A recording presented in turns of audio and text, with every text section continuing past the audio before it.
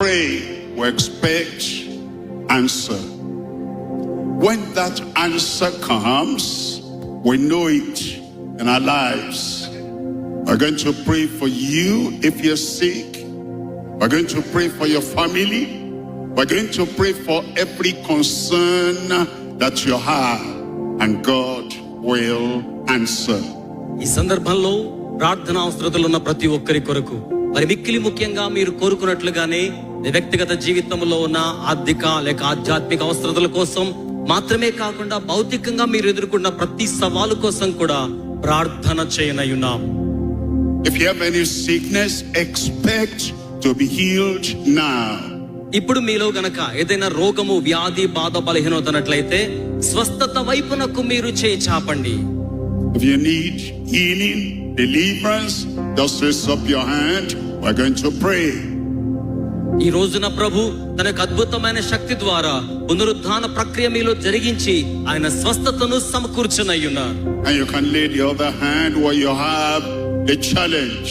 ఎక్కడ మీకైతే భౌతికమైన సవాళ్లు లేకపోతే అనారోగ్య లాంటి సమస్యలు ఉన్నాయో అక్కడ మీ యొక్క చేతిని మీరు ఉంచుకోనండి. Let us pray. ప్రార్థన చేద్దాం. A great God in heaven, we bless you, we honor you, we exalt you. You are the prayer answering God. పరలోకమందున మా తండ్రి, ప్రార్థనకు జవాబిచ్చే దేవునిగా మిమ్మల్ని హెచ్చిస్తూ ఉన్నాం, మిమ్మల్ని ఘనపరుస్తూ ఉన్నాం. మీకు ఆపాదించవలసిన మహిమను మీకు You ఆపాదించుచున్నాం. created us, you can recreate us. మీరు మమ్మల్ని సృజించిన గొప్ప శక్తివంతుడైన సృష్టికర్తగా ఉన్నావు. Christ died to make us whole.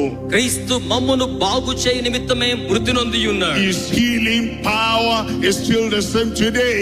ఆయన యొక్క స్వస్థత శక్తి నేటి వరకును కూడా సజీవముగా ఉన్నది. You've done it for many people. Do it for your people here right now. మీరు అనేక మందికి ఇలాగున చేసి స్వస్థపరిచారు ప్రభువా.